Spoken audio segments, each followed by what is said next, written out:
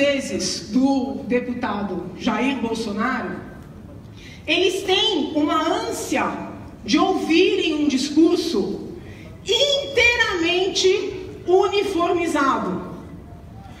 Pessoas só são aceitas quando pensam exatamente as mesmas coisas. Reflitam se nós não estamos correndo risco de fazer um PT ao contrário. Quando a gente estuda a história e analisa a história, nós temos um afastamento que nos permite ver de maneira um pouco mais nítida os motores, as causas e os efeitos, aquilo que levou a determinadas conjunturas históricas, sem nos perdermos muito em desvios, em distrações. E é por isso que é tão difícil a gente analisar o presente, porque a gente não tem esse afastamento. A gente está envolvido nesse processo, a gente está no meio dessas transformações e somos agentes, em alguns casos também, dessas transformações. Então nós não temos essa clareza. A gente não compreende muito bem quais são os motores, quais são as causas, nem quais são os efeitos. A gente simplesmente está envolvido nisso, tentando unir as pontas soltas que vão surgindo no caminho. O passado, enquanto fenômeno, enquanto eventos, é estático. Ele não se transforma, ele já ocorreu, está encerrado. A gente pode ter diferentes interpretações para o passado, a gente pode reinterpretar, a gente pode revisar o passado, a gente pode reescrever o passado. Mas aquilo que aconteceu já passou. Por outro lado, o presente é um desenrolar constante, a gente não tem controle sobre aquilo que vai acontecer e não é estático. Então as ações das pessoas hoje, dos governantes, da população, dos cidadãos, da gente, que se transcorrem nesse momento presente, nós não temos como prever o que vai acontecer. E muitas vezes não compreendemos também por que a gente faz o que a gente faz. Essa introdução um pouco abstrata é para compreendermos o papel de algumas pessoas nesse momento no Brasil. De algumas pessoas, de alguns grupos.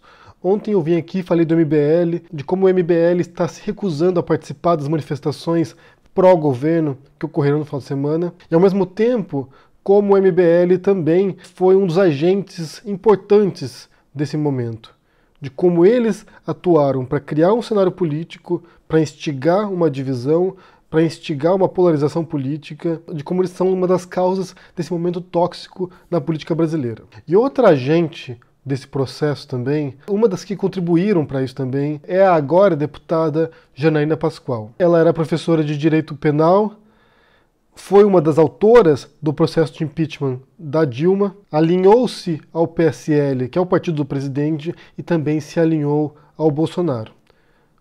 Chegou a ser cogitada a ser vice na chapa do Bolsonaro. E se ela tivesse aceitado naquele momento ser vice, talvez as coisas estivessem muito pior para o Bolsonaro agora. Porque assim como o MBL, a Janaína Pascoal está se recusando a corroborar esses protestos agora no final de semana. Ela acha que é um absurdo. Eu quero ler para vocês aqui alguns tweets dela falando sobre isso. Ela começa falando que estão pedindo que ela grave vídeos, que ela fale sobre isso, que ela se manifeste sobre isso. E ela diz o seguinte: eu não vou gravar áudios nem vídeos por uma razão. Essas manifestações não têm racionalidade. O presidente foi eleito para governar nas regras democráticas, nos termos da Constituição Federal. Propositalmente, ele está confundindo discussões democráticas com toma lá da cá. Esse é um tweet do dia 19, a gente está no dia 21 agora. Ela prossegue. O que ele quer? Não tem cabimento deputados eleitos legitimamente fugirem das dificuldades de convencer os colegas, ser parlamentar é difícil, e ficarem instigando o povo a gerar o caos. Aqueles que amam o Brasil, eu rogo, não se permitam usar.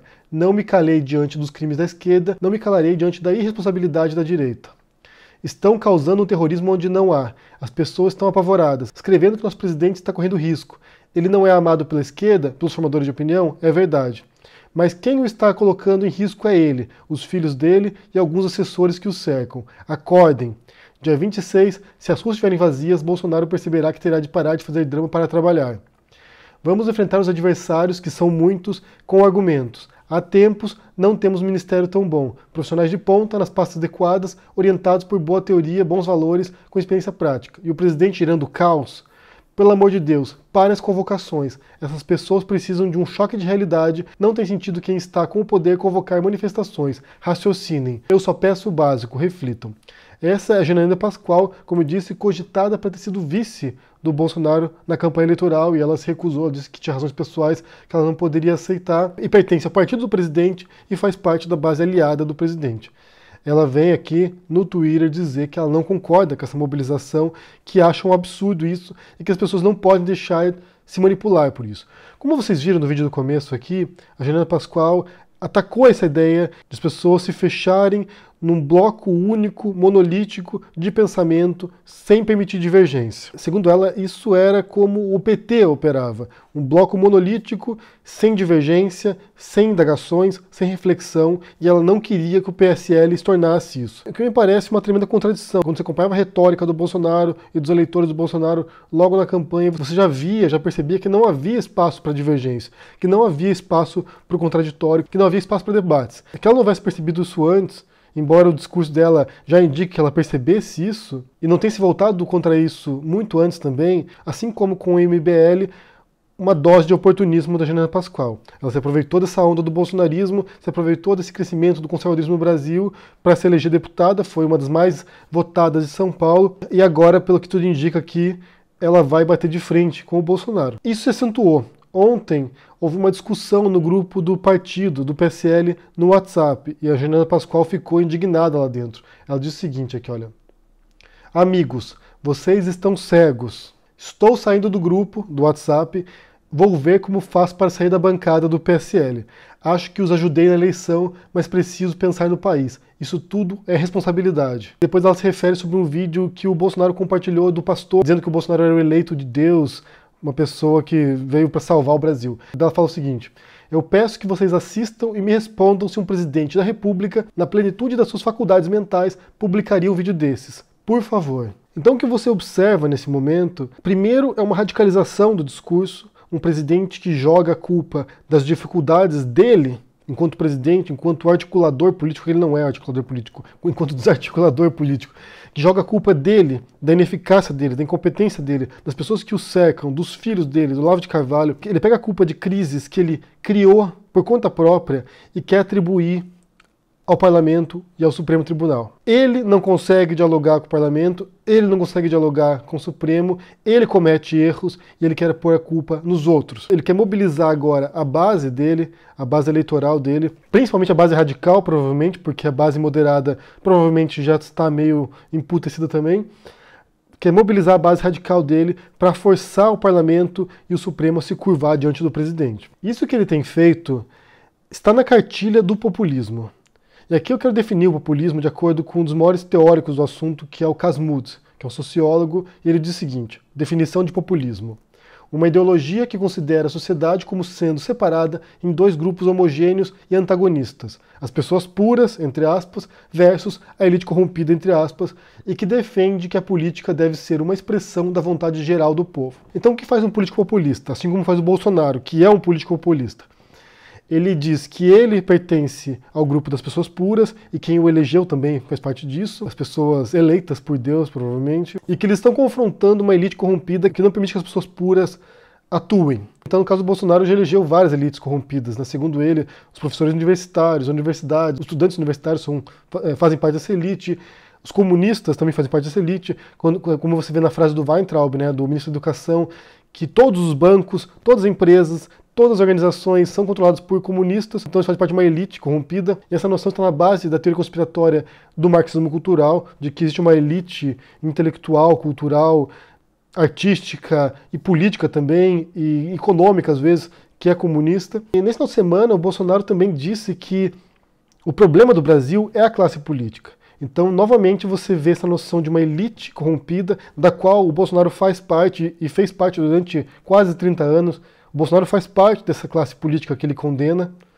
Ele é um elemento da classe política, ele é alguém que mamou nas tetas do governo por quase 30 anos. Então ele não é nem um pouco diferente desses parlamentares que ele condena agora, e ele quer usar agora massa de manobra, de fato, agora sim você vê uma massa de manobra para ajudar as pessoas puras, isto é, Bolsonaro e seus eleitores, a enfrentar essa elite corrompida. E esses grupos pró-Bolsonaro estão fazendo é utilizar o mais essencial, o mais básico do que é o populismo. De você explorar essa ideia de um povo, da vontade do povo, de que o povo que deve mandar, Só que, na verdade, quem decide não é o povo, é o eleito do povo, é o escolhido por Deus, é o presidente que foi posto ali naquele local por Deus, por um milagre, que deu seu sangue pela pátria, e assim ele pode redimir a vontade do povo, sem precisar do Congresso, sem precisar dos juízes, sem precisar de nenhuma outra instituição.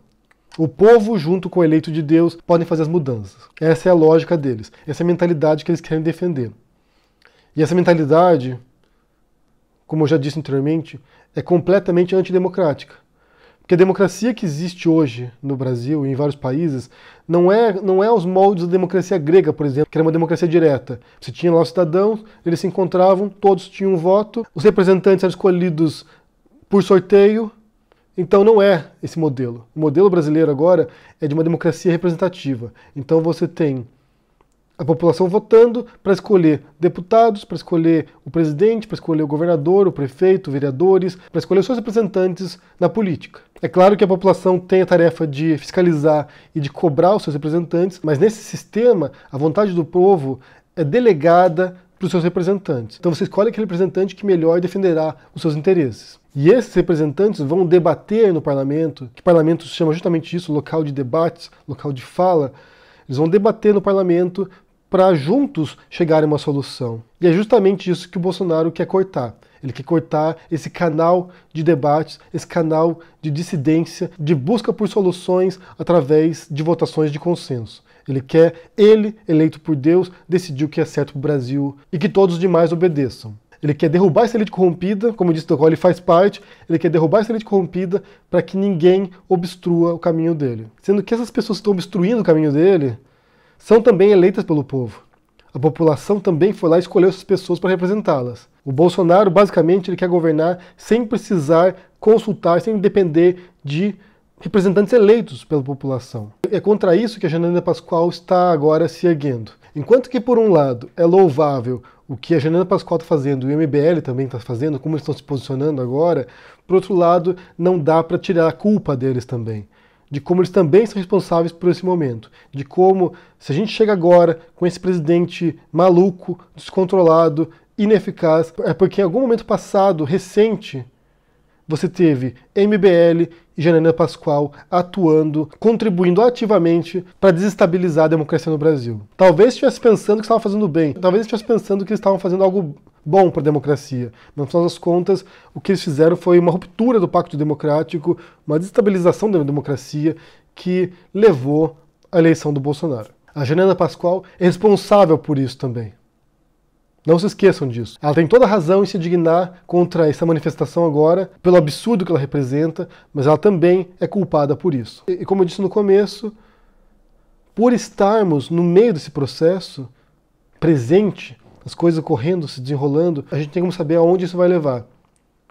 Isso vai levar a um golpe de Estado? Isso vai levar a um regime repressivo, autoritário? Isso vai levar a uma reação popular contra esse tipo de coisa? Aonde vai levar isso? Não sabemos. A gente só está assistindo o desenrolar do presente agora. Eu quero saber o que vocês pensam sobre isso. Primeiro sobre a postura da Janaína Pascoal em relação ao Bolsonaro agora, em relação a essas manifestações, de criticá-las, de achar que elas são antidemocráticas. O que você pensa sobre isso? Sobre o papel dela também nesse governo Bolsonaro. E o que a gente pode esperar nesses próximos dias? Porque essa semana vai ser crucial para o governo Bolsonaro. Essa semana aqui, até domingo, muita coisa vai rolar ainda e muita coisa pode ser decidida a partir disso. O que você acha que vai acontecer? Deixa no comentário aqui embaixo, deixa o joinha, assina o canal, ajude no apoio e a gente se vê por aí. Abraço e até mais. Tchau.